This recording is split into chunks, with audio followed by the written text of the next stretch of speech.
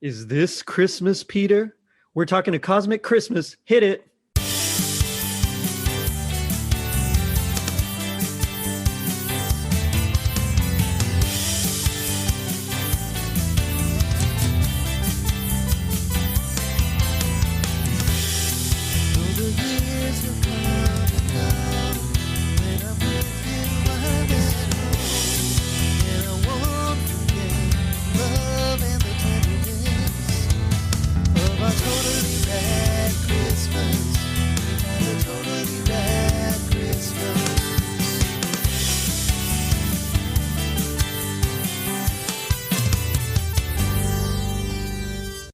It was 1977.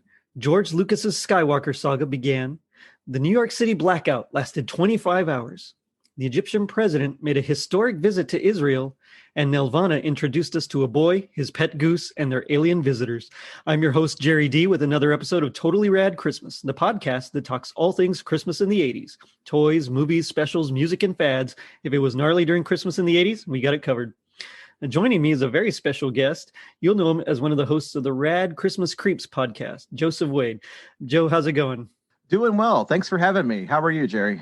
You know, I'm okay. I'm hoping to get my cast off soon and, just trying to make it as a lefty in a right-hand world.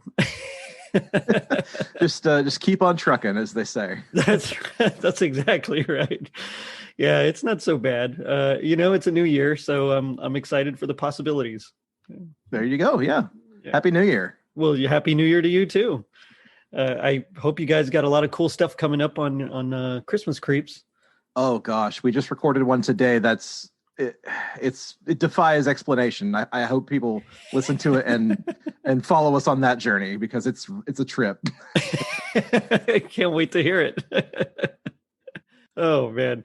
Tonight we're actually talking about A Cosmic Christmas, the Canadian film. And I know you guys covered it a couple of years ago, maybe 3 or 4, something like that. We did. We did cover that, and that was, I hate to say it, that was my first exposure to it. That's okay. That's actually your podcast was actually my first exposure to it as well. Oh wow, nice. Okay. But what are your general thoughts on it? Well, I said keep on trucking, and that was very much intentional because this feels like a very like keep on trucking style of animation, and I can't get that look and feel out of my head. Like it came out very much before my time. I was born in '86. Oh, okay. So this style of animation, it always felt strange to me because it's just so far removed from the things that I was used to as a kid. Right. But seeing stuff like this as a kid, I remember British animation and Canadian animation, just seeing things like that and thinking, where did this come from? It's not what I'm used to. It must be special. Yeah. The color palette, it really reminded me of like Danger Mouse kind of, know. But the animation, I kept trying to put my finger on it and I couldn't place it. And then all of a sudden, when I started doing research into Nelvana, I realized that what's his name, Smith, the director who is one of their illustrators that helped found the company, he actually worked on Yellow Submarine. And all of a sudden, things started making sense. Like a lot of the characters kind of have that look, with the wide leg and just the animation in general. It reminds me a lot of Yellow Submarine. Yeah, there's a lot of Blue Meanie in this for sure. That's right. Absolutely. Yeah, it's definitely one I didn't grow up with. I hear that it's actually still pretty beloved in Canada. It's fairly well regarded, yeah. Which surprised me. Yeah. I have to say that. Having watched it a few times now, I don't hate it. I think it's fascinating, though. It is, yes. That's a good word for it. I asked my 8-year-old what she thought, and she just looked at me and she said, "It's odd, but I kind of like it." I said, okay, I get it. Yeah. Earlier tonight, I made my girlfriend watch it, and she made it about 15 minutes and then just kind of looked at me and said, "Can I go now?" I don't think she was into it. No, but 15 minutes. Hey, that's love right there. That's not bad. That's not bad. Yeah, for real. Oh man. Yeah, this was a strange one. Just everything about it was kind of odd. And I mean, I'm kind of in your boat because I was born in 1980, right. But I'm used to animation like G.I. Joe and He-Man and Transformers, so it was definitely much a little more realistic as far as character design. It was a little more fluid. I think the animation itself was actually a little bit better. And then just in general, they had like an action, they like some sort of oh gosh, what's the word I'm looking for? That there was like a gravitas, I suppose, to like a weight to each actor, and not actor, but to each character that I felt was kind of missing here. They don't really move in a way that I'm used to seeing. It's very fluid, yeah, and I think it's coming out of that sort of 70s style of sort of the hangover from like the trippy 60s animation stuff. Yeah. And they're just kind of trying to get things back to, I guess, something that resembles real people, and it's not quite there yet. No, definitely not. the I guess the rather rotund characters are they're very fun shapes. I'll say that. that's And then the aliens in this are very angular and very strange. I actually really like the design of the aliens. I did too. And the tall alien, I guess he's their leader, Amalthor. He was actually voiced by Count Dracula himself, Duncan Regier. Oh, wow. From cool. Monster Squad. Yeah. Okay. Or Zorro, if you know him from Zorro. But, I thought that was kind of cool. I kept I heard his voice and I was like, I know this guy. Where do I know him from? And I couldn't. And so I looked it up and sure enough, it's Dracula. And it's like, that makes sense. And I just kept waiting for him to, ask for the amulet. Oh boy, I hadn't thought about Monster Squad in a hot minute. Oh, that's a good one. Yeah, that's one of my favorites. I was actually privileged to interview Sean Robert, who helped. He had a hand in making that making of feature that came out this year. Wolfman's Got Nards. Yeah. And, so there was a lot of cool tidbits in there. But so I did that for my big Halloween episode. Ooh. Oh, that's amazing. But you're right. The design is really cool. The aliens, I actually kind of liked their flying saucer. The way it kind of worked. It transformed into like the sphere and then giant black sphere. Yeah. Yeah. I thought that was kind of cool. But I guess if we're going to nutshell this thing, sure. Really, it's basically 3 aliens are looking for a star for some reason, I guess, to discover why it appeared. And the little boy kind of shows them the meaning of Christmas. I think that would be, I guess that's the best nutshell of it. The long and short of it, yeah. But then if you want to get into the nuts and bolts of why they're here, that's when it starts to break down and doesn't make a whole lot of sense. But you don't come to Christmas cartoons like this for sensical plots. You come to love and warmth, and that's fine too. But, okay, so they saw the Star of Bethlehem from whatever planet they were on. Yes. Tracked it back to Earth. And now it's 2,000 years later, and they're trying to figure out how it relates to Earth and what it means. And why?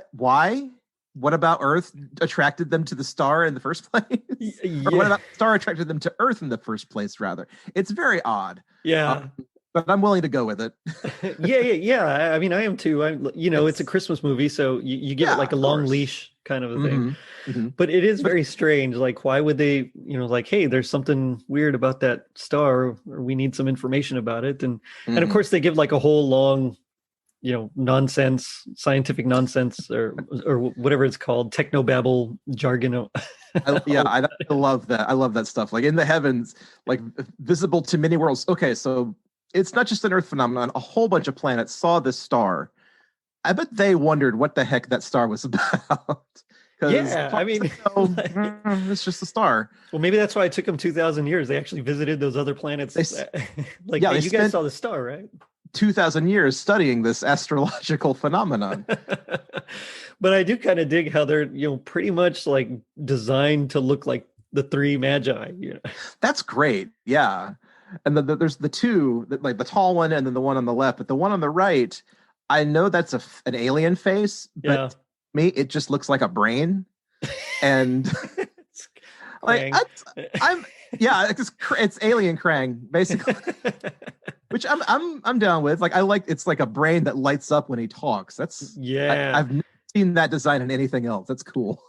Well, I really enjoyed later on, spoilers, I guess, but It's just from 77, so no spoilers. But when they're talking and he's like just producing all these images out of thin air, of the tree and everything and the food, and his face would just like glow, and there's all these sparkles and lights and stuff around it. I thought that was kind of cool.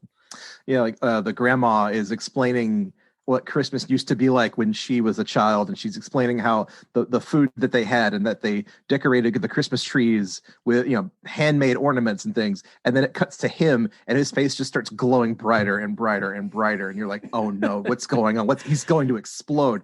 And then Christmas just appears out of nowhere. Magic. He's actually an assassin droid, and I knew it. The little boy Peter is the last starfighter. No, I don't know. the last little boy that can save Christmas in space. Yeah, yep. Oh. And well, no, but yeah, it's the strangest thing, because this little boy, it's on Christmas Eve. It's in the hustle and bustle, and the main character, his name is Peter, and he has a pet goose named Lucy. Which is kind of odd, because I don't really know very many people that have pet geese, I suppose. But yeah, I don't know. Maybe it's a thing in Canada. I guess it's a pun on loosey goosey. Maybe it's a very loosey goosey kind of pun, though. I see what you did there. Thank you. But yeah, it's like they get caught up in the hustle and bustle of everything, and you see the ship kind of flying above, and he notices it. But as all this is happening, he starts talking to townspeople, and I just love all the characters, because there's like that little boy Marvin and his gang of, like, I don't know, thugs. I guess they're not really thugs. I don't know what the word is for them. Miscreants, just hoodlums. Yeah, hoodlums. Yeah. And they start making fun of him and stuff like that, and I mean, it's like he talks to Santa Joe, who's this guy. Clearly, he's like one of those Salvation Army Santas, but the beard is like just hanging really low off his face, and he's got the black mustache, and I mean, he's just like, give to the unfortunate kind of a thing. Help the unfortunate kids. Yeah. That was good. That was good. But it's just you see like the hustle and bustle, and how no one's really paying attention to anything. And Peter kind of gets lost in the crowd. No one pays attention to him or anything that's going on around them. Everybody's locked into their own Christmas experience, basically. Yeah, and it's just it's I get it. That's pretty much what we do too. Makes sense. Yeah. I lived it for a month. Yeah. I just came out of it, and that's right. Yeah. Welcome back to the real world. But I love how he right away, Peter notices that there's this odd glow light thing, and so he tries to tell the I think it's the chief of police, who's like giving a ticket to like a parked car or something. Yeah. And I'm just the whole time I'm thinking like, man, this chief of police, like, what is he doing out patrolling? Just like meter maid kind of job. But later on he mentions how he gave the other guys the weekend off because it's Christmas. Right. But because it's Christmas, of course. Yeah. But at the time I didn't know that. I'm just like, okay, this is like small town Canada. I don't know if that's what they do in Canada, but it's like it's like a town that you would, what was it in you ever heard the song Alice's Restaurant, where he describes the town and he's like, it's one police officer, or no, two police officers and one police car. That's the kind of town it is. Yeah, exactly. Yeah. They have some shops. There's a couple of things like that, but really it looked like a little small town. Yeah, it's like, but as this is going on, Peter is like singing a song to himself when he's singing about how he says, people around me, eyes to the ground. Why don't they look to the sky? Yeah. Well, and a monologue about the spaceship. That's something that as I was doing some research, I discovered they did release an album as well for this. Oh, wow. Yeah, I know. I kind of want to spend the money to get it now. Track that down, yeah. But I don't think I'm gonna, but I kind of want to. But it's just he looks up, he sees the spaceship, and it lands, and it's like it literally is like a saucer kind of thing, but then it glows really bright and then becomes like a black globe pearl sphere kind of thing, right? And then it opens up, and my favorite part about that is as it's opening up, it starts to kind of fold down like stairs, which I thought was kind of cool. Yeah, I watched Mars Attacks recently, and there's the scene where this flying saucer comes down and the stairs roll out like a giant tongue, and it's kind of the same effect. Was just so which one like who did it better, Mars Attacks or Cosmic Christmas? Be the judge. Well, I have a soft spot in my heart for Mars Attacks. That's with Jack Nicholson, right? Yes. Yeah. Me too. And that act. Act. Yeah, my dad used to collect those cards growing up, and so wow. I remember I think he ended up selling them one time when we needed money to go to college or something. But I remember that, he would show me some of those cards, and they were pretty rad. I've seen some of those, like especially the one of like the bunch of cows running down the street and they're all on fire because the spaceship set them on fire. That's the start of the movie too. It's insane. I think that's what made the movie so awesome. Yeah. Like movies that are you can base movies on basically anything. Like Battleship is a movie now. Mars Attacks is based on a set of trading cards. We can do anything we want. Pretty much, yeah. So I think in this case, I'm going to have to come down on the side of Mars Attacks. They did it better.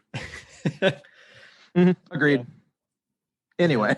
But immediately, the aliens come out and, he starts talking to them and he's like, you probably can't even understand me. And then right away, the leader, Amalthor, Dracula, he starts saying, oh, we're equipped to learn and understand every language, which is kind of cool that you can do that. But that's convenient. Yeah. It's very convenient. Yeah. Why, why would they ever do that? And how did they do that? Space aliens. Yeah. It kind of reminds me of like, those shows where they, and it's like a common trope where they learn the language from like watching TV. Yeah. Whether they're from another country and they come to America. We studied your English. Earth television for X number of years. Now we know English. That's exactly why they actually were going to come sooner, but they decided to watch I Love Lucy instead. Yeah. They just needed to catch up the last couple of seasons. And once they were done with that, then you got to move on to, the Dick Van Dyke Show. That's a good one. Yeah, it's a good choice if you're gonna pick something. Yeah. Or Newhart, whatever. Newhart's a good one. Yeah, so they are inexplicably able to speak his language, and so they question him about the star, and they go into all that technobabble stuff, which I love. But right away he starts, saying, oh, you mean the Star of Bethlehem? And they're like, what's Bethlehem? Essentially, like, what are you talking about? I love like that dead stop they give, and one of them just goes, that has no meaning. Yeah. English. We don't know what that means. Yeah, you'd think it's gonna come up sometime. Oh, yeah. well, they do that quite a bit. They learned English, just not history or anything else. I guess so, yeah. But they do that quite a bit because they're later on. They're like, someone's calling for help, and he's like, "What is help?" So did they? They didn't really learn English, I don't think, or they just didn't learn concepts. I don't know. They learned how to say the words, but not to understand. Exactly. Yeah. Yikes. Sounds like me in Spanish class. Yeah, ditto. Which is bad because I am Hispanic. So, but anyway, yeah. So I mean, so he immediately starts telling them about Jesus, who is very special, and the Star of Bethlehem appeared, and starts telling them about Christmas. And I love how one guy, he says Christmas, and immediately one of the aliens says Christmas. So he knows that there's a T in there, even though he's never heard of Christmas. Yeah, he's seen the word written out. He knows there's a T in there. I guess so, yeah. What is this Christ Mass I hear so much about? That's exactly right. Yeah, I don't know how that works for these aliens, but they really they kind of get through it, in a very funny way here. They do. And that's the thing. When I first sat down to watch it, I wasn't expecting it to go, I guess, the biblical route. I wasn't expecting aliens to come down and ask, what is the biblical Christmas? Right.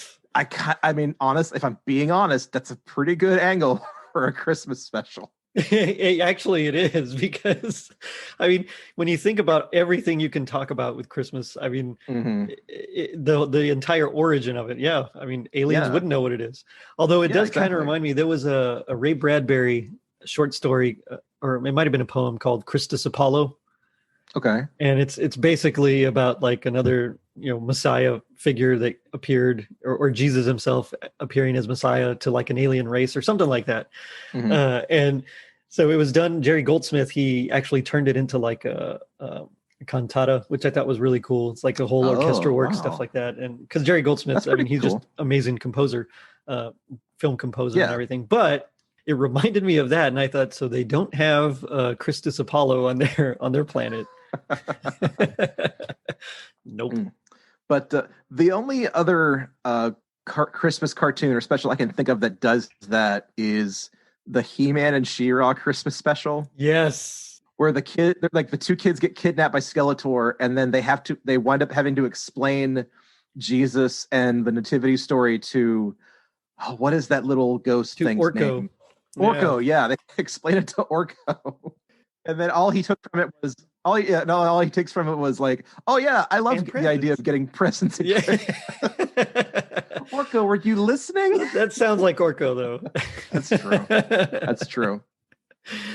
Yeah, that's another good one. I really enjoy that one. But you're right. I guess that's kind of the closest thing. One interesting thing that I learned about these guys was that that this wasn't actually their first Christmas special that they did, which I thought was strange. They actually had one in 1975, Christmas Two-Step. Okay. Yeah. Okay. So it's something about, it's like a girl tries to be a lead dancer in a Christmas pageant. So, okay. And nothing science fiction-y about it. It's just pretty straight down the middle as Christmas far as special? I know. I mean, thinking, okay. Maybe it's still in that Blue Meanie style, but other than that, I don't think it's science fiction-y at all. Probably. Might be worth a watch, though, just for historical context. I know. I kind of want to watch it. Yeah. I can't cover it on my show, but maybe I'll bring it up to, some of you guys, and yeah, you guys can cover it. Yeah, if we do it on our show, we'll have you on to discuss that one. Okay. Nelvana. Of course, Nelvana being most famous for the... well, I guess they're famous for quite a bit, but amongst, geeks like me, they're most famous for doing the very first appearance of Boba Fett in the Star Wars holiday special. Yeah. And even among segments in the holiday special, it's strange. Yeah. The less I think about the holiday special, the better. But at least I know Boba Fett. That part was all right. I mean, I mean, compared to some of the other things, I mean, it's Boba Fett, so Yeah. in my book. Yeah, exactly. Which have you seen The Mandalorian? I have, yeah. Up to date? Okay. I am. Yeah.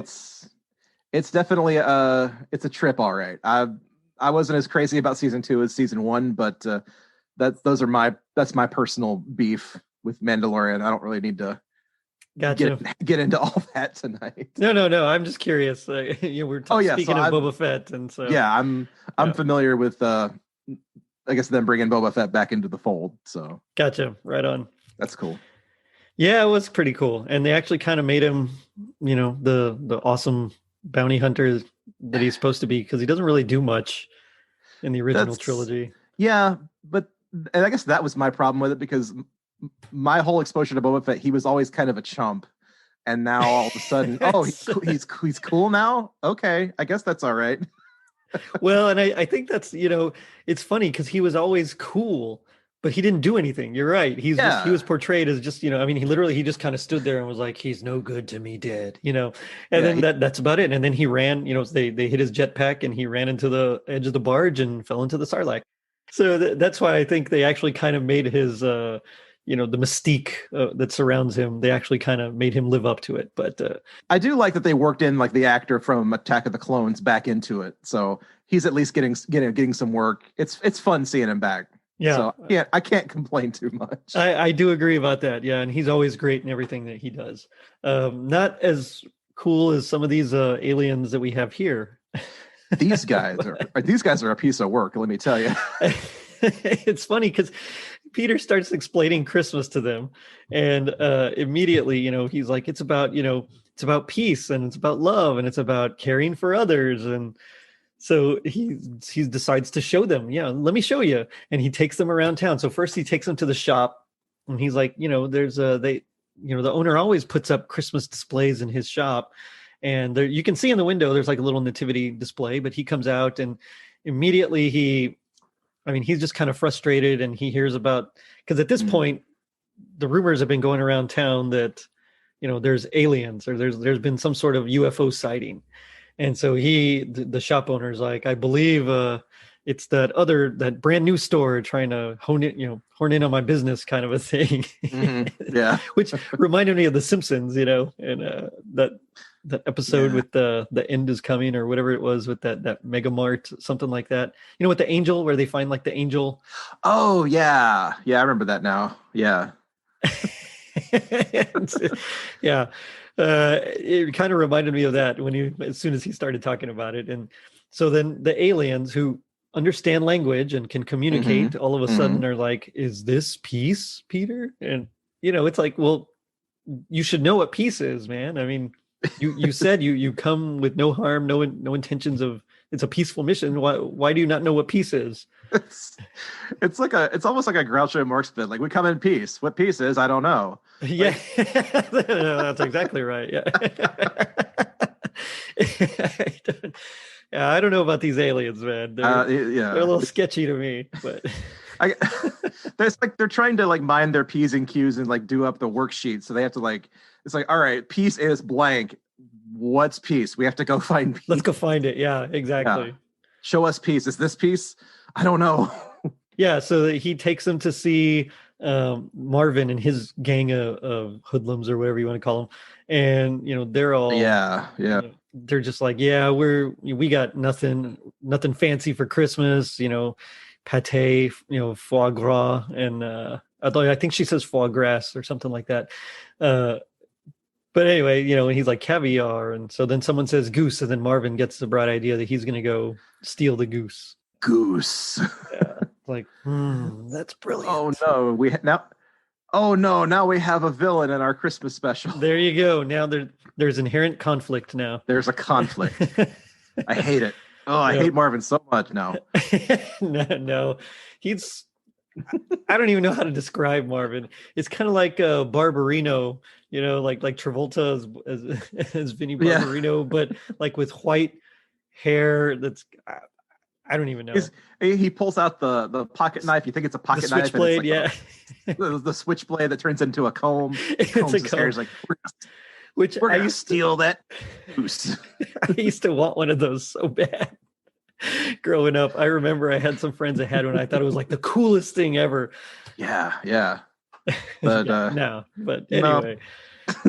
Yeah, exactly. Yeah, it's really not. And so he rides off. He's gonna go take that goose. Finally, and of course all this is being intercut with like scenes of the mayor and the chief of police talking about a UFO and flying saucers, and the mayor's is trying to stay calm. He just keeps telling everybody to stay calm, although he's freaking out himself. And the mayor, I mean, he is drawn very odd. He's almost got like a triangular shaped head. With hair, what he kind of reminded me of the clown from Spawn comics. Oh yeah. Oh my god. Except without the painted face. Like it was kind of like a riff on the clown. But his hair is like bright red and it's going in every direction. It's just very, like, again, the word I'm going to be polite and use is rotund. This giant rotund guy like bouncing around the police station. That's right. Yeah. trying to lord over the place. It's very silly. And he just keeps yelling, stay calm. And stay calm, everybody. The chief of police is like, yeah, all right, we'll go check it out. So that, they're going to go organize some people to go check out this thing. Anyway, so Peter at this point is able to take the aliens to his own house. And this is where we see, we meet his family, his mom and dad and his grandma, and they kind of, this is what we were talking about earlier, where she introduces the whole concept of like how to really do Christmas the way I used to do it when I was a kid. And, mom would spend days, beforehand cooking, so we'd have everything ready. And, dad would chop down a tree and we'd bring it in and we'd make our own decorations and all sorts of things like that. And as she's saying it, that really cool brain face alien, he just starts glowing and everything starts appearing, which I thought was really cool. It's a neat touch. A cool power. It's like a illusion, I guess. I don't know. Yeah, it's a very like Willy Wonka kind of a thing. But like Yes. he makes the Christmas tree appear. He makes all the decorations appear. Little dancing gingerbread men. A gray rabbit that looks just like Bugs Bunny appears for some reason. Yeah, For one shot, and then he's gone. That? I don't know. I want to believe that they were just trying to be referential and have Bugs Bunny in their cartoon, but just draw him just wrong enough that it's not like actionable. Well, I think you guys even mentioned that the grandma kind of looks like Granny from Looney Tunes. Yeah, that's right. I forgot about that. So it doesn't surprise me that they would do something like that. Yeah. Although that bunny does come back later on, or it might be a different bunny. I don't know, but he does come back later on when they're in the chase scene. Yes, that's right. Yeah, that's right. Strange bunny. That's odd. But yeah, so during this time, of course, they sent the alien and the goose, or not the alien, I don't even know what it is, the alien pet, I guess. It was like a weird yellow flying something. It's kind of like, almost looked like a whoopee cushion with like a long tail. Yeah. It's like a flying pair of binoculars, basically. Maybe, yeah. Because like they're just there to observe, so like their pet is just a pair of binoculars. It makes sense to me. When you say it like that, I thought it was a whoopee cushion, so I was all over the place. I mean, there is that scene where he like expands and then farts himself out of the scene. So I mean, that is true. When he's trying to save them later on, he's trying to save them, and it just does not work. Well, he does that bit early, a little bit earlier, where he like tries to cheer up the goose. Somehow the goose is like down for some reason, and so he just starts like there's a song, or it's not really a song. I guess it's just a musical number, and he starts turning into all sorts of things to try to cheer up the goose. Yeah. Dancing with the goose, like turn into a man and dance with the goose. Oh. Yeah, that's exactly right. It's adorable, is what it is. That's a word for it. Yeah. That is definitely a word for it. It's trippy. Okay. But while all that's going on and the aliens are explaining it all, we get Marvin, who he at this point kidnaps Lucy the goose, who he plans to basically eat for dinner, Christmas dinner. And so, they hear the honk, they freak out, and all of a sudden, all the illusions disappear.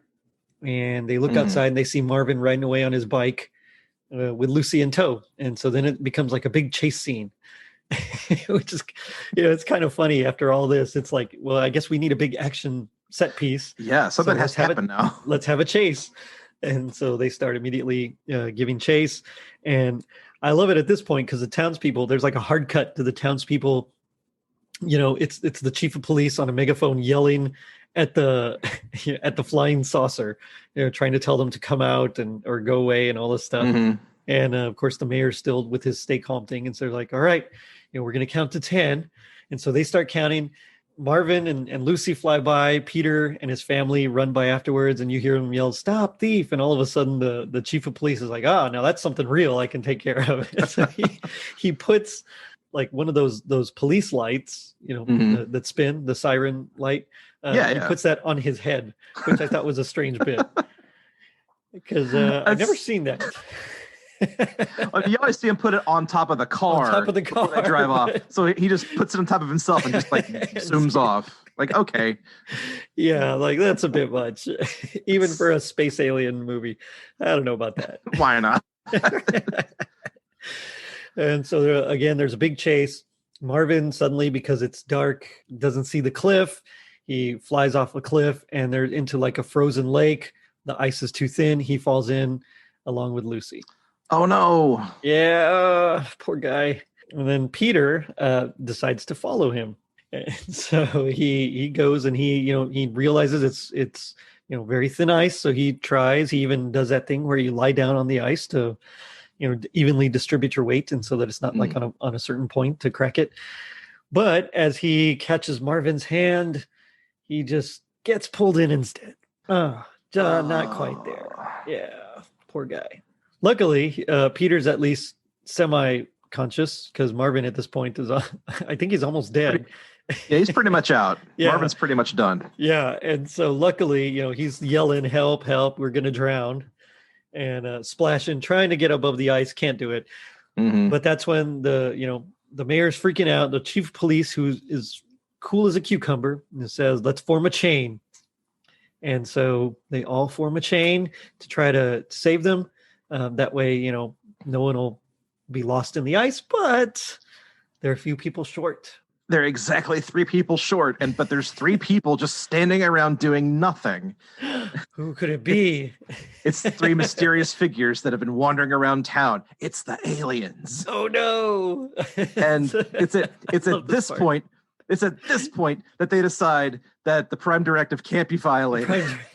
That was my thought too. And they have to let these 2 children die. Because they mentioned it earlier, how they're only supposed to observe and not interfere, which they already have done by just talking to someone. I mean, if you know anything about Star Trek, you know that anytime they're observing, they usually set up some sort of hidden base that's camouflaged. They're invisible or something. Yeah. Yeah, exactly. Yeah. But these guys are just like, whatever, we got to save them. I think the leader even says, like, well, let's hope that they're not watching us or something. The High Council is not watching this transmission. The Supreme Leader, yeah. I'm sure, why not? So they decide to help. They save everybody, and they're like, maybe help is the meaning of Christmas. Maybe, just maybe. Help is what we're supposed to do at Christmas. I guess so, yeah. But it does all end well because, as the townspeople are like really getting after, Marvin, like he should be locked up and thrown in jail and he's no good and everything. And the aliens are like, well, I don't get it. Like, why did he take this goose? So while, some of the townsfolk are still kind of beating up on Marvin, the granny is basically like, well, maybe he was hungry and he needed something to eat. And so then they all kind of start feeling bad about themselves because essentially the aliens are like, well, why wouldn't he have something to eat at Christmas? And so the granny's like, yeah, because we were all being selfish, thinking about ourselves. And so they all feel bad. And that's when Peter, being the awesome kid that he is, basically says, hey, come spend Christmas with us. He does. Oh, it's at this point he decides, you know what? You can have Lucy. No. Yeah. I was being selfish too. Go ahead and eat her. Yeah, but that would have been a cool plot twist. Yeah, very. And no one ever saw this special again. Good gosh. Oh man. Yeah, that definitely would have been something. But that would have been a dark turn, and it's the kind of thing that like that. Yeah, Christmas podcast would be talking about that for years. For real. Yes. It's the true meaning of Christmas: eating your pet goose. Eating your pets. Yeah, of course. Gosh. Yeah, I know. Oh gosh, what did we get into? Oh. But the very last thing, like the mayor of town, they're all having a big Christmas party in Peter's family's house, and there's all the food, all the trimmings, and the mayor says, as long as I'm mayor of this town, no one will ever go hungry again. Yeah, and so they end up bringing in a real tree. They use the chief of police's badge as a star on top, and yeah, we get a fun little callbacks. Santa Joe is like, give to the unfortunate, and then he takes a big sandwich for himself. Kind of kind of a thing. And the aliens depart, but before they do, Peter gives them a little paper angel that Grandma had made. And they turned that into like a cool fireworks laser display kind of a thing that moves. So I thought that was kind of cool. I think that's like my favorite shot of the whole thing. Yeah, it's a really cool like piece of animation, like the way the light work is done. It's just neat looking. It's the kind of light work into animation that you just don't see anymore because it's all computers nowadays. That is true, and that's like a huge bummer because, I mean, I've been showing my kids like He-Man and Thundercats, and so they're really enjoying, and G.I. Joe, they're really liking it, but they still kind of want to stick with PJ Masks and Paw Patrol, and it's just like, why? You just saw something cool. Why would you go back to that? But, those are dad cartoons. I guess so. Yeah, but that's the special. It was interesting. I think that's about. It's definitely not going to be part of my Christmas canon, but it was actually because of the special. Which this is like my favorite tidbit of it, is because of the special that George Lucas asked them to do the holiday special. Right. Yeah. Yeah. He was kind of a fan of theirs, and after he saw what they could do with this, he's like, yeah, let's go for it. And so then the next year they did that Boba Fett 10-minute bit. So you're saying we can blame this special on the Star Wars holiday special? Well, maybe not the whole thing, right? But that part for sure. Yeah. Okay. So you're saying we can blame Boba Fett on this special? No. That's too far. We might be able to blame George Lucas's cocaine habit on it, but that's about it. No, I don't. I don't know.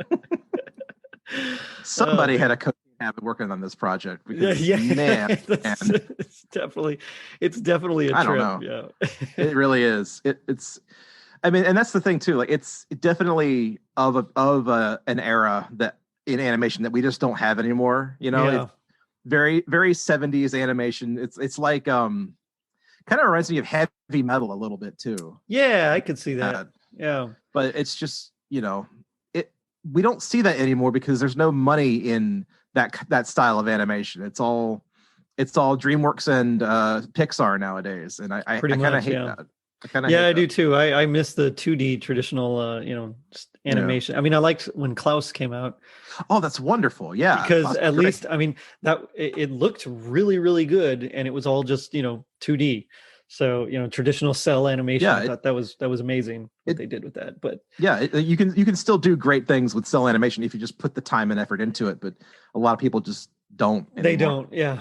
It's a sign of the times, I guess. And that's why we got that awful Thundercats remake. Oh yeah. The Thundercats Ho, I think is what it was called. And something like that. Yeah. I didn't watch it. But I didn't. Their ship, the way it was animated, like the design and the colors of it, it actually reminded me of that pinball on when they would do the 1 2 3 4 5 6 7 8 9 10. Yeah, kind of reminded me of the pinball. I remember that. Yeah, was that on? Man, that's a deep cut. I haven't thought about that in years. And so it reminded me of that as far as animation style and design. So I thought that was really cool. Just the production of it. Yeah. But overall, I mean, this one was just nothing really flowed. As far as like actual animation, things were very, I mean, they weren't choppy, but they didn't seem real in style, like to me. Yeah. And like, though I will say the neat thing to me was that the aliens were animated slightly different than all of the other people. I agree. That seemed to be the best part of it. Yeah. Just the way they kind of phase in and out of different motions is neat. But again, like that's really nitpicky kind of nerdy stuff to cling to, and that shows you how little interest I have in this special. I'm starting to like just watch the animation and like I don't care about the story anymore. Yeah, just like I just feel pretty colors. A couple of things about Nelvana. So they began in 1971. They were started by Michael Hirsch, Patrick Lubert, and they teamed up with Clive Smith. He's the one that worked on on Yellow Submarine. And so they decided to name themselves after, and this was the part that I thought was really cool. They were all kind of really into like golden age of comics.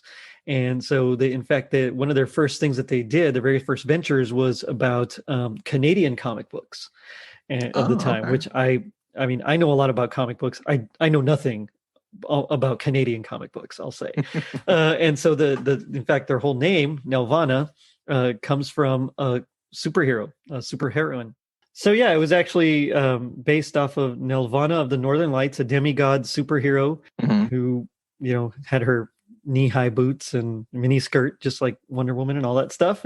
But she actually had some pretty cool powers. She was like telepathic, and she could turn invisible, and she could travel at the speed of light because her dad was like Koliak, the mighty king of the Northern Lights, and something like that. So I mean, it's just there's a lot of a lot of cool stuff like that I just thought, oh man, sounds fun, but I bet they're pretty terrible to read, like a lot of those Golden Age are.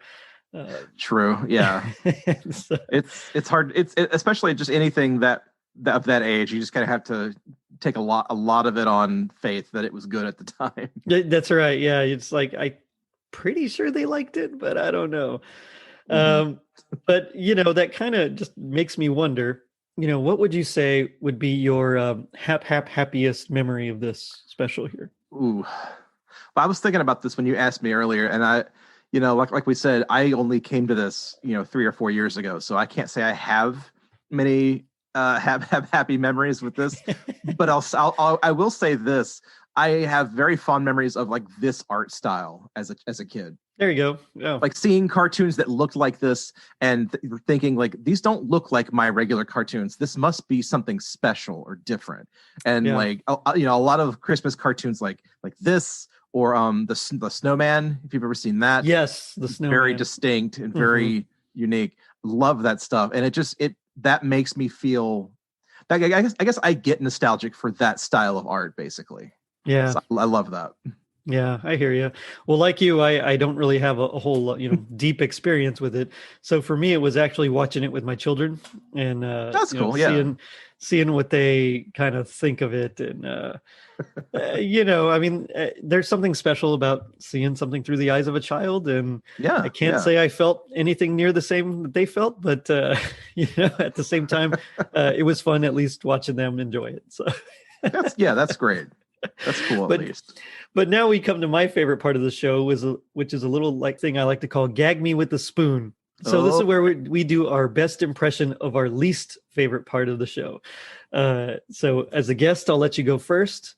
Just kind of set up the scene, and then you can do your impression, and then we'll leave it up to the voters, and we'll, I'll put it out there, and we'll see who did it best. Winner will get a Totally Rad Christmas sticker, unless I win, in which case I get nothing. But I still haven't won yet, so I think you're okay.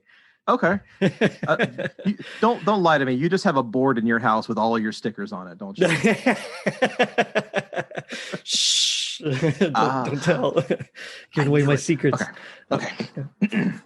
Okay. So I guess this is the scene. They're going around town. Peter's showing the aliens all these things around town. The shops, the people, the kids who don't have anything to eat. And the aliens, is this love, Peter? Is this peace, Peter? Is this caring for others? Oh, man. Yeah, that was good, though. That was good. Thank you. Mine is, I'm sure it's going to be better than mine. Mine is, so this is right after they save Marvin. And, they invite him over for dinner. Peter just asks him, you want to spend Christmas with us? And Marvin goes, hey, who you kidding? It's terrible. Terrible. But I will leave it up to you voters and you listeners. Vote for who you think is the best. Probably not me, I bet. But we'll see what happens. We'll see. Fingers crossed, everybody. Oh, man. But, I do have to ask now, G.I. Joe, they taught us that knowing is half the battle. What do you think the other half is? Based on this special, caring is half the battle. Oh, that's good. That's good. That's definitely better than mine in this case. For me, if knowing is half the battle, the other half is that to find the true meaning of Christmas, you have to break the Prime Directive. I mean, it's true, though. I mean, our answers are basically the same. Yeah. Man. In order to care about other people, you do have to break the Prime Directive. Yeah, it's true. Yeah. Oh, man. Joseph, it's been a lot of fun talking with you here. I've had a good time. Thank you for having me. So, what do you want to plug? Well, since I'm on a Christmas podcast, I might as well plug my own Christmas podcast. I host Christmas Creeps, which is a podcast where we talk about different holiday movies and TV specials and shows all year round. We don't discriminate we don't feel like we have to just leave Christmas to the holidays. We watch Christmas movies all year round because we're all weirdos. But you can find us online at christmascreeps.com. We are definitely very much an R-rated, not for children podcast, so keep that in mind. but we have a good time, and it's all in good fun. So ChristmasCreeps.com for that. I also host a second podcast where we talk about movie soundtracks. Every episode, we take a movie soundtrack and we break it down song by song, how it relates to the film, how it fits in the movie, sort of the history of the music involved. It's a lot of fun. That's called the OST Party, and you can find that on Twitter at OST Party on Twitter. Have you done Alien? Alien? By Jerry Goldsmith? 1979. Oh no. We do like soundtrack compilations, like I gotcha. The pop soundtracks. Because I used to teach a class on film scoring. I'm a composer. Okay, cool. Mm-hmm. And so that is a great like piece of orchestral music, though. The Alien score is great. It is. The original score that he wrote for it is like my favorite score of all time. Only some of it was used in the actual film. Some cues were completely rearranged. Ridley Scott ended up using some music from Freud that he had composed earlier. Oh, wow. All sorts of things. He pretty much butchered it for the actual film, but the score, if you buy his original score, it is amazing. He does so many cool things. So if you ever get into that for an episode, I'd be down to come. Yeah, I'll have to track that down. I'll keep it in mind. But just today we recorded an episode on the soundtrack to Footloose. Nice. So that was a lot of fun. So yeah, be on the lookout for that. Right on.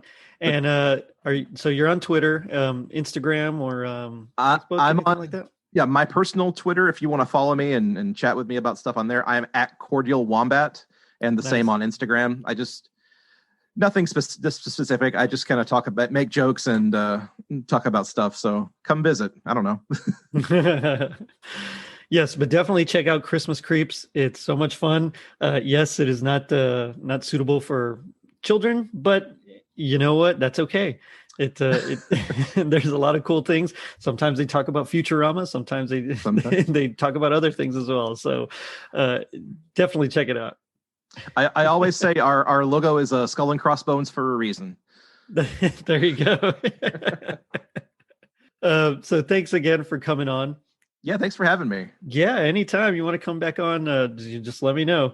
Sounds great. On that note, I'm going to end it by saying, I think we understand Christmas now. So check us out on our social media pages, Facebook, Twitter, and Instagram. And if you're feeling like Marvin and his gang being invited to Christmas dinner, leave us a review on iTunes. Not only does it help us reach more people, but you also get a free sticker. Now, don't forget to vote. Later, dudes. Ho, ho, ho, ho. Merry Christmas. Greetings, holiday shoppers. I'm Joseph Wade, and I host a podcast called Christmas Creeps. My band of merry mischief makers and I dissect holiday movies and specials all year round in search of the true meaning of Christmas. So whether you can't resist the urge to watch Home Alone in June, or you worship at the altar of mutant killer snowmen, Christmas Creeps is the podcast for the Grinch in all of us. Check us out at ChristmasCreeps.com or wherever you download podcasts.